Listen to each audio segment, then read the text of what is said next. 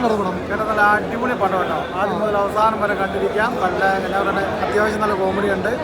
നല്ല പടമാണ്. ഞാൻ ഈ 43-ാം വയസ്സിൽ ഞാൻ ആദ്യമായിട്ടാണ് 2 തവണ കരയുന്നത്. എങ്ങനെയുണ്ട് കാളിദാസും ജയറാമും കോമ്പോ? അച്ഛനും മകനും 2026 പോകും. നല്ല അടിപൊളി പടം, ഫാമിലിക്ക് കാണാൻ പറ്റിയ പടം. ഈ അടുത്ത കാലത്ത് പറഞ്ഞാൽ ഏറ്റവും നല്ല പടം.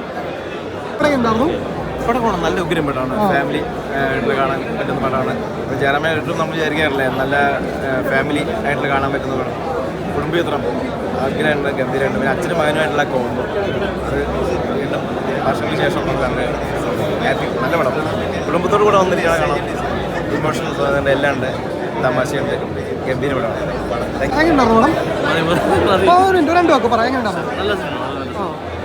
മറ്റേ എങ്ങനെയുണ്ട് കാളിദാസും ജയറാമും തമ്മിലുള്ള കോമ്പോ? അതാണ് ഇതിനകത്ത് ഏറ്റവും നല്ല പ്രത്യേകത. അവരുടെ ആ ഒരു കോമ്പോ ആണ് ഇതിനകത്ത്. അതായത് വലുതായതിനു ശേഷമുള്ള ജയറാമിൻ്റെയും മകൻ്റെയും പെർഫോമൻസ് അസാധ്യമായ ഒരു കഥയാണ്. നന്നായിട്ട് പെർഫോം ചെയ്തിട്ടുണ്ട്. കോമഡിയാണ് എങ്ങനെയാണ്? കോമഡി എല്ലാം വർക്കൗട്ട് ആയിട്ടുണ്ട്. കോമഡി ഇമോഷനാണ് ഇതിനകത്തുള്ളത്. ശരിക്കും നന്നായിട്ട് ആസ്വദിക്കാൻ പറ്റുന്ന രക്ഷയില്ല. ഇപ്പോൾ നല്ലൊരു ഫാമിലി പടം എന്ന് പറഞ്ഞാൽ സൂപ്പർ സാധനം, ഒരു രക്ഷയില്ല. കണ്ണ് നിറയ്ക്കാനുള്ളത് കൊണ്ട് അത്യാവശ്യം നല്ല നമ്മൾക്ക് ചിരിക്കാനുണ്ട്. ആ പടം തുടങ്ങിക്കഴിഞ്ഞ് ലാസ്റ്റ് വരെ നല്ല ഭംഗിയായിട്ട് കൊണ്ടുപോയിട്ടുണ്ട്.